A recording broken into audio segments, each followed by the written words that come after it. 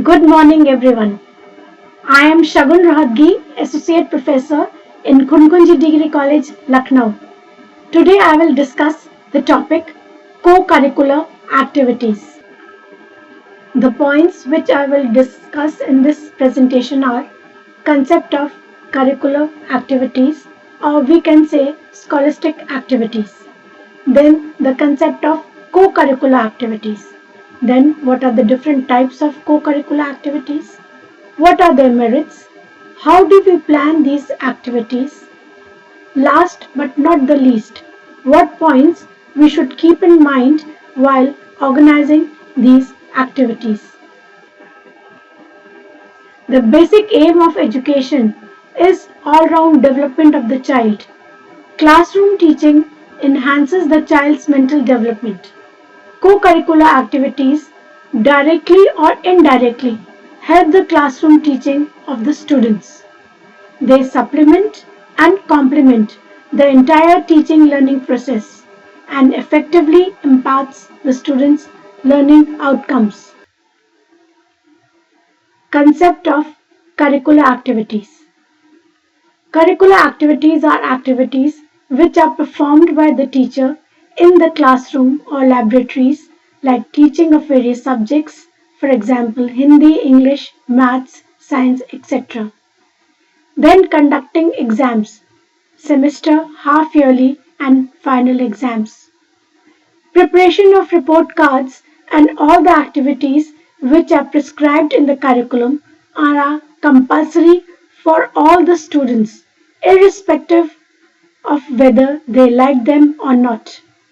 Formal schedule is made for these subjects in the form of timetable right at the beginning of the academic session. All these activities are co-curricular activities. Concept of co-curricular activities. Co-curricular activities are performed by the students that fall out of the realm of the normal curriculum of the school and college.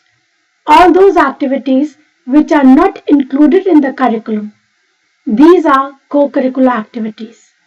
These activities can be inside the classroom or outside, within the school hours or even after the school hours. They consist at all levels of education, that is, from pre-primary level to higher education.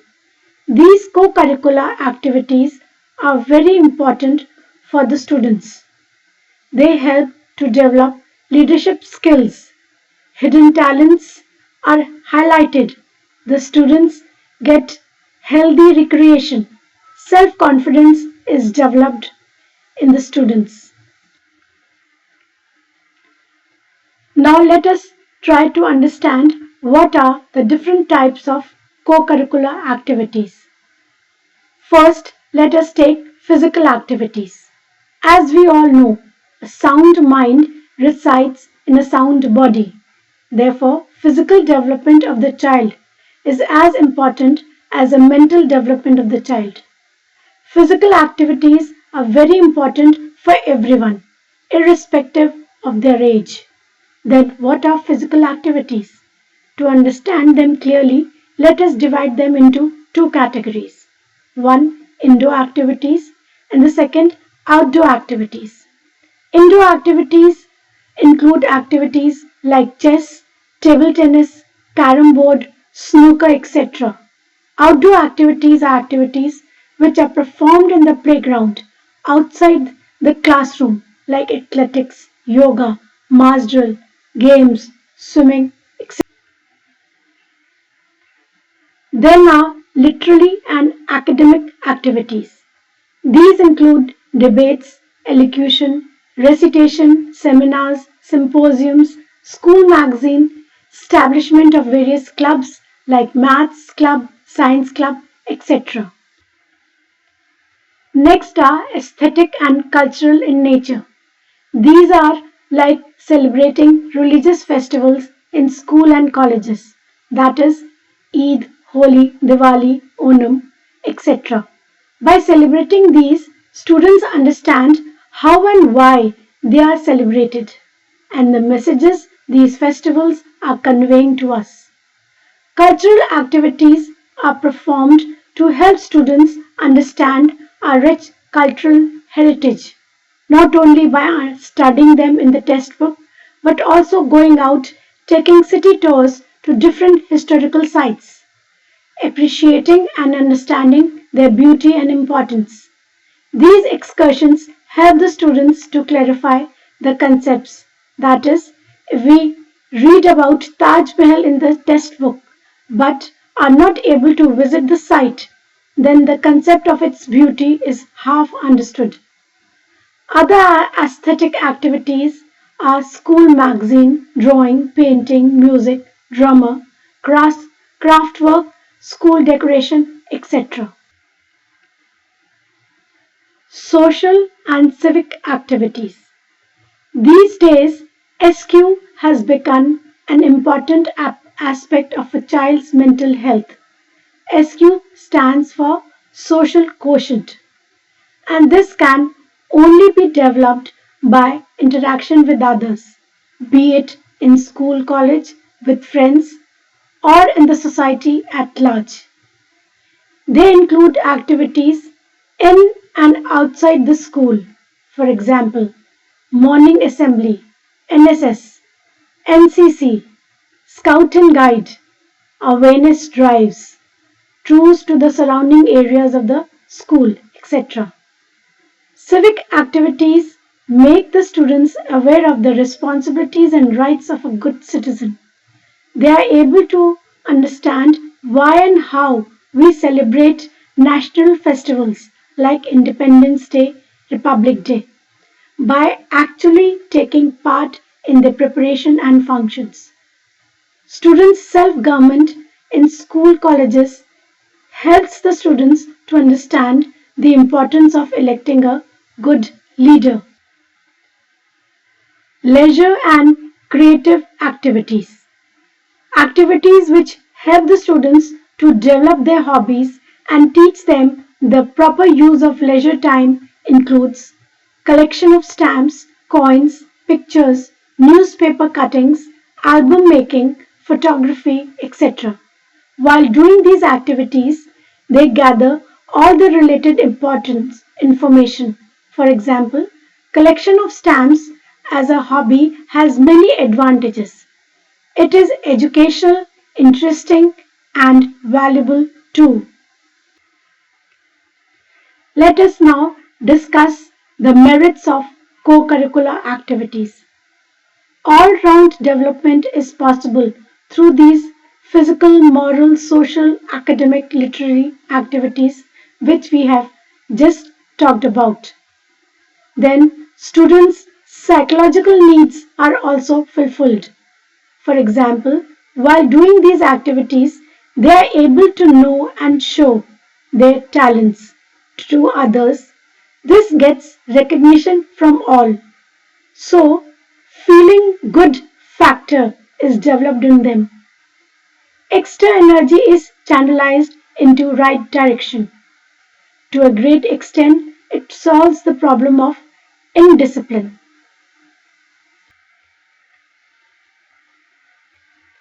The students are able to learn time management through these activities. Students get healthy and good entertainment. Students coming from especially weaker sections of the society do not get proper space and expensive equipment at home. They get interested in learning and doing these activities in school. These activities attract young students to come to school regularly. Feeling of oneness, love, and sympathy for others. A factor of we feeling is developed towards friends, school, and the community where they interact with the society.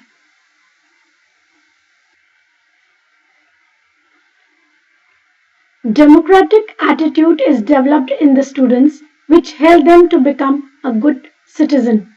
By doing practical work connected to theory, the students are able to understand theoretical concepts better.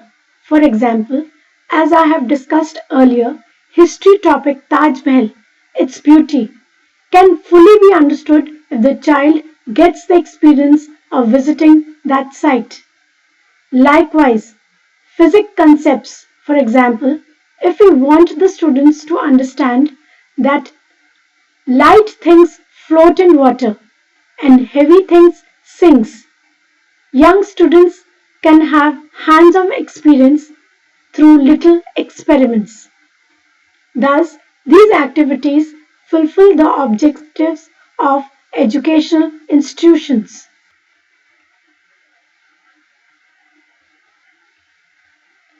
Planning of co-curricular activities.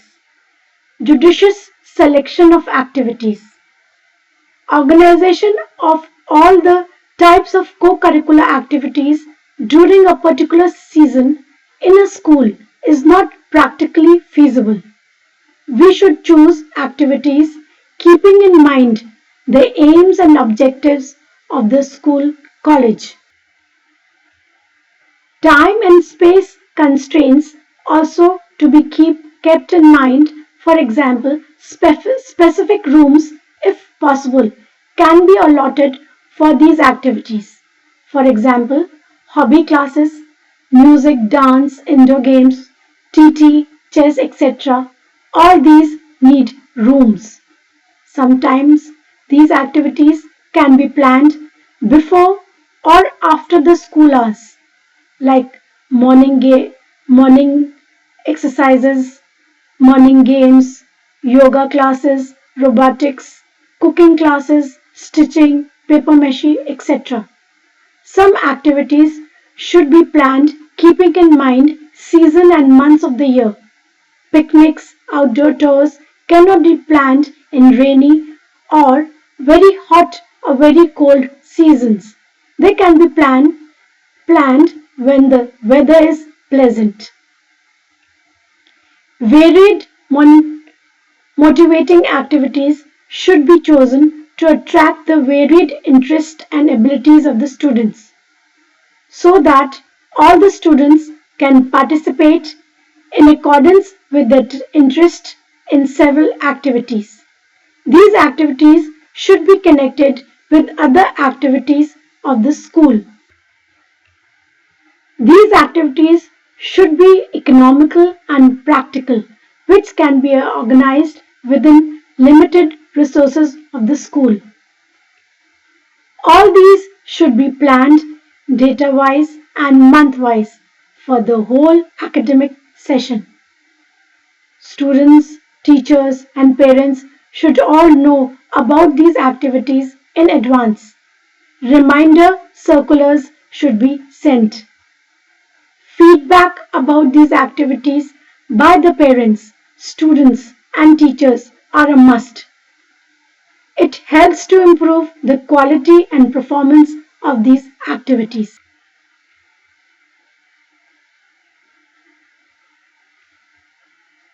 Certain points should be kept in mind while arranging these activities in the school. Organization of these activities should be entrusted to the teachers who have experience, interest, and are willing to do them. There should be encouragement from the head of the institution. While conducting competitions, the presence of the principal encourages students to do their best. Those students who excel in these activities should get similar recognition and praise as the students who have high marks as the students who secure high marks in academic field. In organizing these activities, students should be allowed to play major role and teachers should supervise them. Due weightage of these activities should be included in the result of the students. Proper records of these activities should be kept in the school. Prior information should be given to the parents about these activities. Proper security measures should be arranged before these activities are performed. Thank you.